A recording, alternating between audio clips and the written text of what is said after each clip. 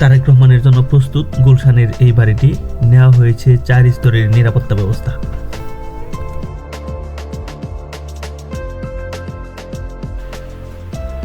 দীর্ঘ 18 বছর পর দেশে ফিরছেন তারেক রহমান। অপেক্ষায় রয়েছেন লাখো লাখো তার কর্মী এবং সমর্থকরা। এই মুহূর্তে প্রস্তুত এই গুলশানের 196 নম্বর বাড়িটি, এবং ঠিক তার পাশের বাড়ি ফিরোজা বিলাও কিন্তু প্রস্তুত আছে আগে থেকেই, কারণ সেখানে থাকেন তার মা ফিরোজা বিলাই।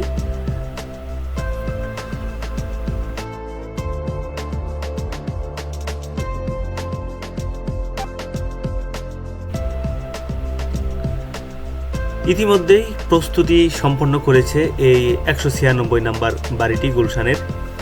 এই বাড়ির চারপাশে 4 স্তরের নিরাপত্তা ব্যবস্থা জোরদার করা হয়েছে। পাচ্ছেন তিনি রাষ্ট্রীয় নিরাপত্তা ব্যবস্থা, SSF এর সিকিউরিটি ব্যবস্থাও রয়েছে। বিএনপির নিজস্ব CSF সিকিউরিটি ফোর্স।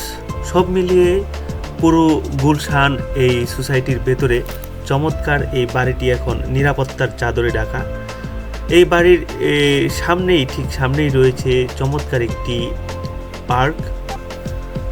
আপনারা দেখতে পাচ্ছেন বাংলাদেশের ঠিক মানচিত্রের মতোই আঁকা এই হোয়াইট কালারের এই বিল্ডিংটিতে অবস্থান করবেন বিএনপির চেয়ারপারসন, ভারপ্রাপ্ত চেয়ারপারসন তারেক রহমান। ঠিক এই বাড়িটির পাশের যে বাসভবনটি, এটি হচ্ছে ফিরোজা ভিলা। এখানেই তার মা থাকেন, আপনারা জানেন।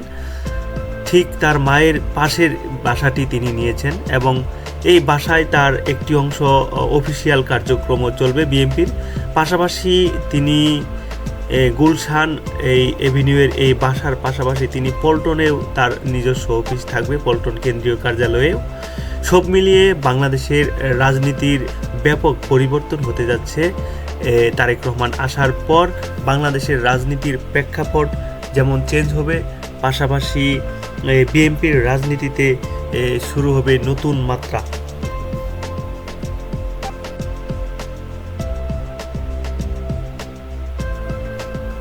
বাড়িটির চারপাশে ঘুরে দেখে যা পেয়েছি তার মধ্যে রয়েছে সেনাবাহিনীর কঠোর অবস্থান, এবং বিএনপির নিজস্ব যে সিকিউরিটি ফোর্স সেটি অবশ্যই তার চারপাশে নিরাপত্তার চাদরে ঢেকে ফেলা হয়েছে। তবে এই ফিরোজা ভিলা এবং তারেক রহমানের বাড়ির 3 পাশেই কিন্তু অনেকগুলো হাই রাইজ বিল্ডিং রয়েছে, আপনারা দেখতে পাচ্ছেন।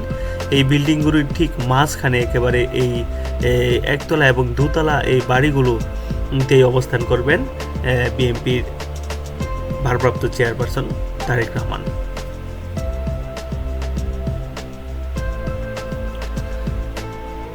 তার বাসভবনের লোকেশনটি অত্যন্ত চমৎকার একটি লোকেশনে।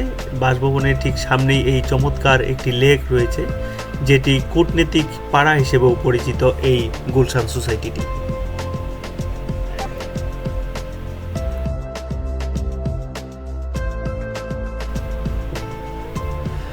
ভিডিওটি ভালো লাগলে অবশ্যই লাইক, কমেন্টস এবং শেয়ার করবেন, আর ইউটিউবে সাবস্ক্রাইব করার অনুরোধ রইল সবাইকে।